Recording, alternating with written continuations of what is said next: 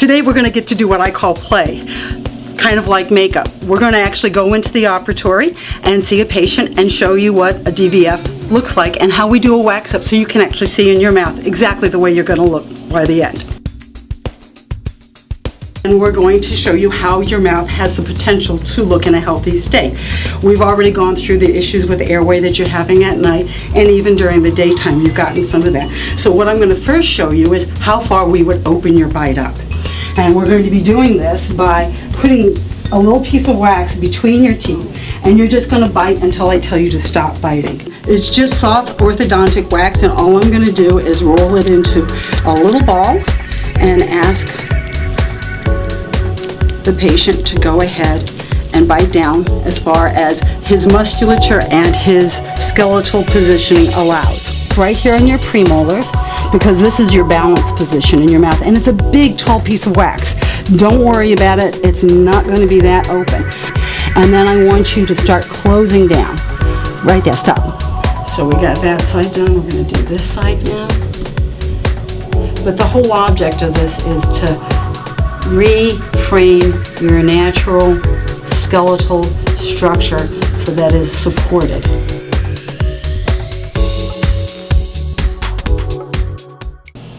With him at this bite, you can start seeing he's getting a jawline, his lips are everting, his eye lines have gone away, and his nasal labial folds have gotten less deep. So what I'm going to do is I'm going to take this, which is just basically, we call it pink mashed potatoes, and I'm just going to squirt a little bit around the edges of the mouth. It's soft, but it's going to become a hard rubber. So if you can just hold your bite exactly where it is, and you can see that he has space between his teeth.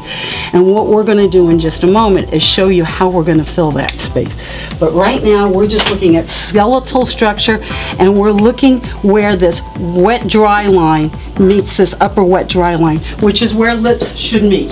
The front teeth are much longer than the back teeth, if you can see that.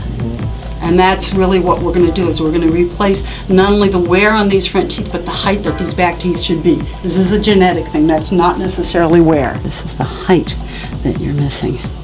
And now if you were to look at your front teeth, and I'll give you the mirror in a second again, you can see the height that your lower teeth should be at.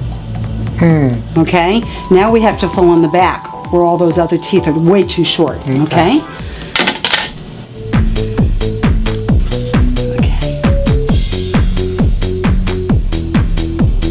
Thank you for keeping your mouth open enough that I don't end up getting into the wax on the tongue.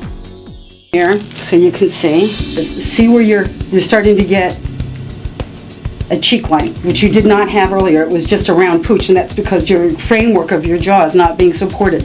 Also, you're getting an angle to your jaw, which will put less pressure on your teeth. Before, when you were closed, you were much more horizontal, which means you put a lot more pressure on your front teeth, which is why your front teeth are wearing so badly.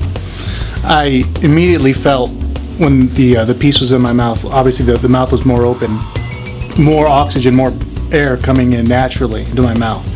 And when you have me sitting up on the profile shot, from the piece being in my mouth, my jaw being in its natural state, and then taking the piece out, I mean, closing my jaw, obviously breathing was different.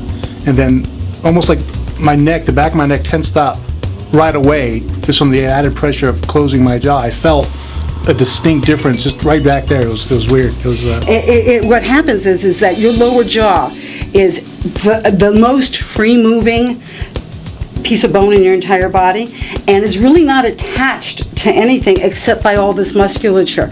This musculature of your jaw actually sets all the muscles that set your neck, which is why if your jaw isn't at the right position, your neck, it's C1, C2, C3 that it corrects.